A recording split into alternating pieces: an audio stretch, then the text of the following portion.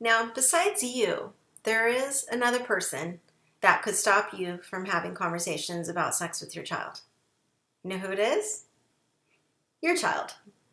What do you do when your child doesn't want to talk to you? What if they've already learned somewhere that you don't talk to adults about this, or it's uncomfortable or embarrassing or weird to talk to your mom or your dad about the subject? Now, by the time you get to this conversation and if you're having that resistance, you may have waited a little bit too late, right? That's why these early conversations are important, because it sets a stage that it's okay to talk about anything with mom and dad, right? With the guardian that I have, or the person who loves me and raises me. Okay? It's important that I have these conversations, and there should be nothing off the table. When it comes to family, as far as I'm concerned, I think we should be able to talk about any subject. Now, what we talk about within the subject and the depth we get into needs to be age appropriate. But I don't think there should be a subject that's taboo.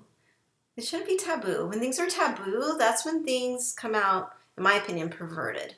And that's when we start having problems. When we can't talk about things and we make things secretive, then that's when problems happen. I think it's really important that we make sure that we are always having conversations with our children about important things. So I'm so happy that you're here and you're open to learning about this one, and making sure that your child doesn't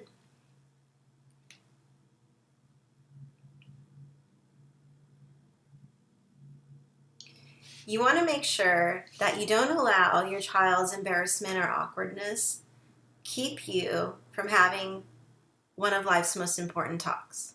It shouldn't stop you. And you can tell your child, look, hey, this is uncomfortable and embarrassing for both of us, but it's important. And it has to do with your health and your safety.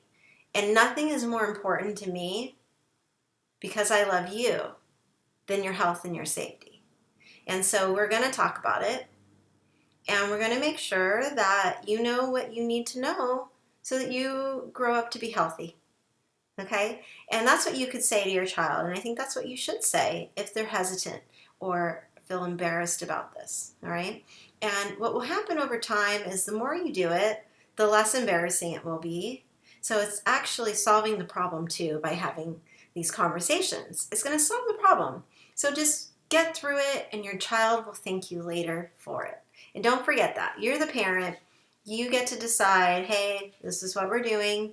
You're still the authority in the household, okay? So I think it's okay to make sure that your child understands that, and they understand that you will have these conversations because they are important. So I hope that helps.